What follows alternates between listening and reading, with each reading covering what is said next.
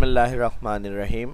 Bank account transaction अगर process में है और क्लियर हो गया है तो डिपॉजिट अकाउंट में होने के बाद हमारे पास अलर्ट किस तरह से आएगा, एक सॉफ्टवेयर में सारा काम किस तरह से करेंगे एक्सेल शीट के अंदर सॉफ्टवेयर की तरह से, ये ऑटोमेटिक सारा सिस्टम आज की इस वीडियो में आपको सीखने को मिलेगा। तो एडवांस में लाइक कर दें, जो फर्स्ट देखें चैनल को सब्सक्राइब कर लें, पहले फॉर्मेट देख लें और फिर किस तरह से इसको बनाएंगे और किस तरह से फॉर्मेटिंग अप्लाई होगी और फार्मूले यूज़ होंगे, वो सब आज की इस वीडियो में मैं बताऊंगा। तो चलिए शुरू करते हैं। माइक्रोसॉफ्ट एक्सेल को ओपन करेंगे।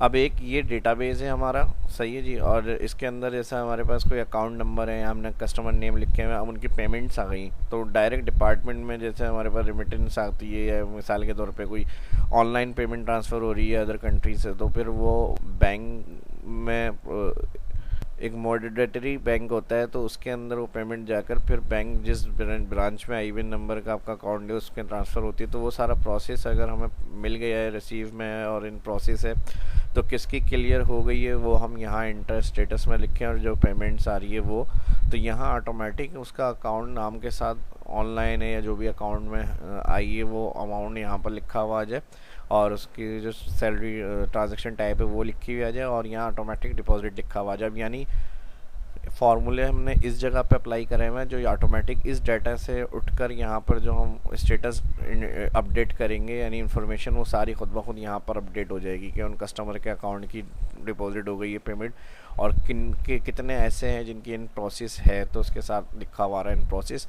अब जैसे इनकी ये पुनीत हैं तो इनकी इन प्रोसेस में है, ऑनलाइन आई है लेकिन अभी क्लियर नहीं हुई है, ठीक है जी। मॉनेटरी बैंक में है या फिर और स्टेट बैंक में है तो वहाँ से सब ओके होने के बाद ब्रांच से क्लियर होती है, ठीक है जी। तो इस तरह से अगर कोई अदर करेंसी होती है किसी और फॉर्मेट की तो वो फिर इनवर्ड वाले वो ट्रांसफ़र करते हैं। तो इस तरह से यहाँ से अगर हम ट्रांजेक्शन्स की बात करें, जैसे अभी इनकी प्रोसेस थे लेकिन यहाँ से हमें ओके मिल गई इन्फॉर्मेशन कि भाई क्लियर हो गई है, तो यहाँ से हम सिर्फ सी लिखें, ठीक है जी। टी फॉर ट्रांजेक्शन्स के लिए कि प्रोसेस में ट्रांजेक्शन, और सी फॉर क्लियर के लिए मैं यूज़ कर रहा हूँ। आप और भी कोई वर्ड को यूज़ में ले सकते हैं। सी करा मैंने, अब देखें जैसे ही मैं इंटर करूँगा, अभी इंटर नहीं किया, तो यहाँ पर डिपॉजिट और उनका सारा अमाउंट और उनका नाम उनकी वैल्यू यहाँ लिखी हुई आ जाएगी, ठीक है जी। क्लियर हो गया। अब जैसे इसी तरह से जो जो हमें मिल रही है यहाँ पर हमने जहाँ जहाँ ट्रांजेक्शन में है और उधर प्रोसेस लिखा हुआ गया और जहाँ जिसकी क्लियर हो गई पेमेंट हमने सिंपल सी इंटर करा और ऐसे इंटर करेंगे यहाँ पे उनकी जो पेमेंट आई है ऑनलाइन और किस उसमें आई है, ये सब यहाँ पे ऑटोमेटिक अपडेट हो गया डिपॉजिट। तो ये सारी इन्फॉर्मेशन कैसे काम कर रही है, अपडेट हो रहा है डेटा यहाँ पे इस डेटाबेस की मदद से, तो ये आज की इस वीडियो के अंदर हम देखेंगे और इसकी फॉर्मेटिंग को समझेंगे, ठीक है। जो ये सिंपल डेटाबेस है और यहाँ पे हमारे सारे फार्मूले यूज़ हुए हैं, तो जो फार्मूले और फॉर्मेटिंग्स हैं वो मैं क्लियर कर रहा हूँ यहाँ से। इसकी फॉर्मेटिंग के लिए हम जाएंगे क्लियर में, क्लियर इंटायर शीट, जो कलर आ रहे हैं वो और फार्मूले जो आ रहे हैं वो भी मैंने डिलीट कर दिए, ठीक है जी। अब डेट एंड टाइम भी ऑटोमेटिक अपडेट हो कि किस वक्त ट्रांजैक्शन हुई है, तो वो भी आप इसमें रख सकते हैं ताकि स्टेटमेंट जब निकालते हैं तो उसके अंदर वो डेट एंड टाइम प्रिंट हो रहा हो, ठीक है जी। डेट एंड टाइम का फॉर्मेट ना हो का फार्मूला भी यूज़ कर सकते हैं और ऑटो अपडेट ना हो टाइम एंड डेट, उसके लिए मैंने अपलोड किया हुआ है टॉपिक, उसमें शाह इस्लाम यूट्यूब चैनल में आएंगे ऑटोफिल डेट सीरीज़। तो इसी तरह से जैसे अकाउंट ट्रांजैक्शंस की रिपोर्ट होगी तो इसमें जैसी एंट्री होगी तो उसका डेट एंड टाइम खुद ऑटोमेटिक अपडेट हो जाएगा। तो ये वाला टॉपिक आप देख सकते हैं, ठीक है जी। आप वीडियो के टैब में आ जाए, सर्च में लिख दें अपडेट डेट एंड टाइम का टॉपिक, तो वो यहाँ पर सामने आ जाएगा मेरा, ठीक है जी। तो ये इस टॉपिक को आप देख लें अगर आप चाह रहे हैं कि डेट एंड टाइम के साथ प्रिंट होकर आए।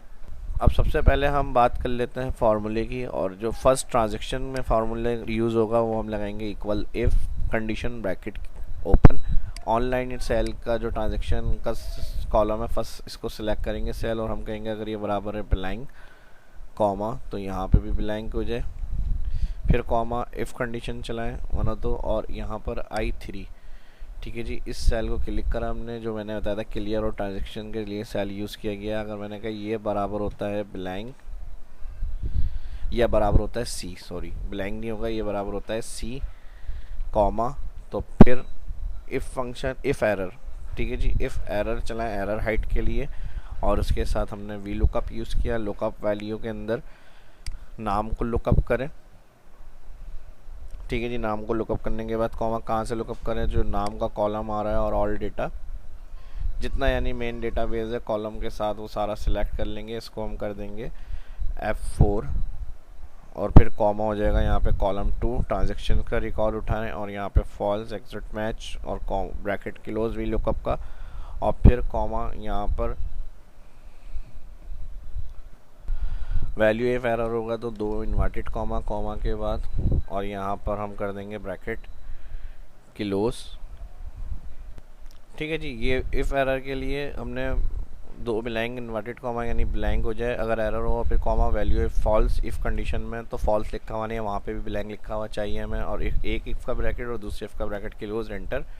तो अब जो सेम यहाँ एंट्री होगी उसका डाटा यहाँ आउट करा जाएगा, इसको हम करेंगे ड्रैग। ठीक है जी, एब्सोल्यूट वगैरह जैसे मैंने बताया वो उसी तरह रहेगा सब,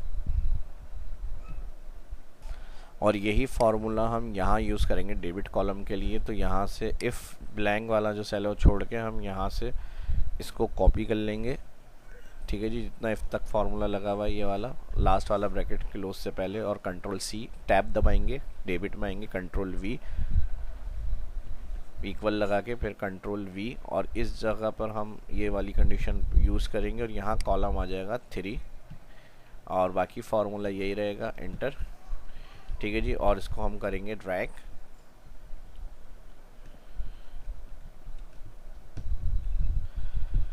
ठीक है जी, तो जिनकी क्लियर लिखी हुई आ रही है पेमेंट्स, उनका ट्रांजैक्शन किस टाइप पेमेंट आई है और उनकी अमाउंट जितनी अमाउंट आई है वो, और उसके बाद अब हमें यहाँ पर स्टेटस में डिपॉजिट और इन प्रोसेस का फार्मूला लगाना है। तो इसके लिए इन दोनों सेल को चेक करना है। एक तो ये नॉट इक्वल ब्लैंक यानी सेम कस्टमर का जो रिकॉर्ड है लिस्ट वो हमने पूरी लिखी हुई है या अकाउंट नंबर, ये तो लाजमी होगा। लेकिन दूसरी चीज़ क्या चेक होनी चाहिए कि ट्रांजैक्शन में यहाँ एंट्री लाजमी हो, कोई ब्लैंक नहीं हो, वरना अगर इसके अंदर नॉट इक्वल ब्लैंक और यहाँ ब्लैंक है तो फिर कंडीशन यहाँ पर यानी उनकी कोई पेमेंट नहीं आई हुई। जब ट्रांजैक्शन में कुछ एंट्री हुई हुई है तो उन्हीं की पेमेंट यहाँ पर लिखी हुई आएगी, और अगर किसी की नहीं लिखी हुई डिपॉजिट तो इन प्रोसेस है वो, यानी टी फ्रॉम ट्रांजैक्शन में तो इन प्रोसेस में है वो। ठीक है जी, तो यहाँ पर अब हम फार्मूला यूज़ करेंगे इन दोनों सेल चेक करने के लिए, इक्वल इफ ब्रैकेट ओपन, और यहाँ पर हम लगाएंगे एंड ब्रैकेट ओपन, और यहाँ पर नेम सेल को सिलेक्ट करेंगे और इसको मैं कह रहा हूँ नॉट इक्वल है ये ब्लैंक। ठीक है, जो लेस देन और ग्रेटर देन एक साथ लगा के नॉट इक्वल है ब्लैंक कॉमा, या फिर ट्रांजैक्शन सेल बराबर है ब्लैंक। तो ये दोनों एंड में होना चाहिए, यानी एंड फंक्शन इसलिए अप्लाई होता है कि ये दोनों में लाजमी ऐसा होना चाहिए, यानी एक नॉट इक्वल ब्लैंक होना चाहिए और अगर दूसरा बराबर होता है ब्लैंक तो यहाँ कुछ नहीं होगा। एंड का ब्रैकेट क्लोज के बाद कॉमा लगा के हमने कहा यहाँ पे भी ब्लैंक होना चाहिए, और फिर इस वाली इफ़ की जिसके साथ एंड लगाया हमने उसकी फॉल्स कंडीशन में हम एक और इफ़ लगाएंगे। ठीक है जी, एक और इफ़ लगाने के बाद इस नंबर, तो यहाँ पर जो सेल चेक करना है ये वाला, इसमें देखना है कि नंबर इंटर है यहाँ पर, और यहाँ पर हमने कर दिया ब्रैकेट क्लोज, तो यहाँ डिपॉजिट लिखा हुआ आ जाए। ठीक है जी, अब डिपॉजिट की जगह जो भी आपको मेंशन करना है कॉलम में लिखा हुआ प्रिंट करना है वो आप यहाँ पे लिख देंगे डिपॉजिट, फिर इन्वर्टेड कॉमा कॉमा माना तो यहाँ पर आ जाए इन प्रोसेस, यानी प्रोसेस में पेमेंट आई हुई है, लेकिन इस तरह से आप स्टेटस देखकर बता सकते हैं कि कोई प्रोसेस में है आपकी पेमेंट। ठीक है जी, तो ये जो होता है ये डिपार्टमेंट इसको हैंडल कर रहे होते हैं, ये जो होता है ये वाला डाटा आपकी शीट जो होती है वो एम्प्लॉइज़ के साथ शेयर हुई हुई होती है, जो आपकी इंक्वायरी दे रहे होते हैं या फिर इन्फॉर्मेशन बता रहे होते हैं, तो ये डाटा उनके पास होता है। तो इस तरह से बैक हैंड ये हो गया और फ्रंट हैंड ये हो गया। ठीक है जी, तो सॉफ्टवेयर का वर्ड मैंने इसलिए यूज़ किया था, तो इस तरह की ऑटोमेटिकली चीज़ें किस तरह से हम काम कर सकते हैं डिज़ाइनिंग, तो ये मैं बता रहा हूँ, इससे आपको हेल्प मिल रही होगी। इस तरह से आप अपना कोई भी काम कर सकते हैं इन फार्मूला की मदद से। ठीक है जी, और यहाँ पर इफ़ ब्रैकेट और इस वाले का दोनों इफ़ ब्रैकेट के क्लोज किए हमने, एंटर ड्रैग।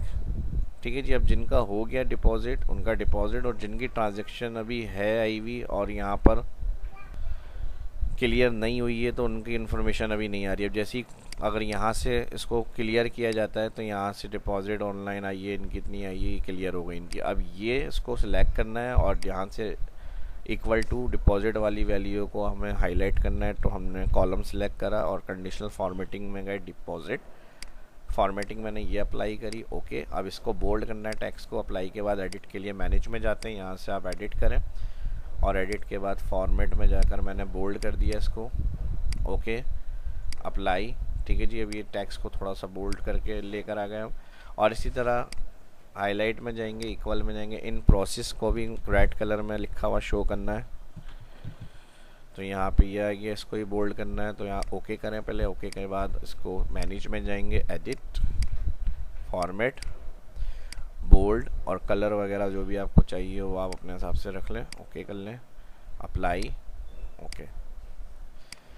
ठीक है जी, तो ये अब ऑटोमेटिक अपडेट होता रहेगा। जहाँ जिसका आपका रिकॉर्ड मिल रहा है कि इनकी पेमेंट क्लियर करनी है, तो यहाँ पे जैसे एंट्री होगी डिपॉजिट क्लियर लिखा होगा। अगर किसी की ट्रांजेक्शन हमने टी है अभी इन प्रोसेस में है, तो यहाँ पर आपके पास इन प्रोसेस लिखा हुआ रहा है, यानी पेमेंट आई हुई है लेकिन अभी क्लियर नहीं हुई है। ठीक है जी, तो ये था आज की इस वीडियो में। उम्मीद करता हूँ वीडियो पसंद आएगी। वीडियो अच्छी लगी तो शेयर करें और लाइक भी करें। मिलते हैं नेक्स्ट वीडियो में। अल्लाह हाफिज़।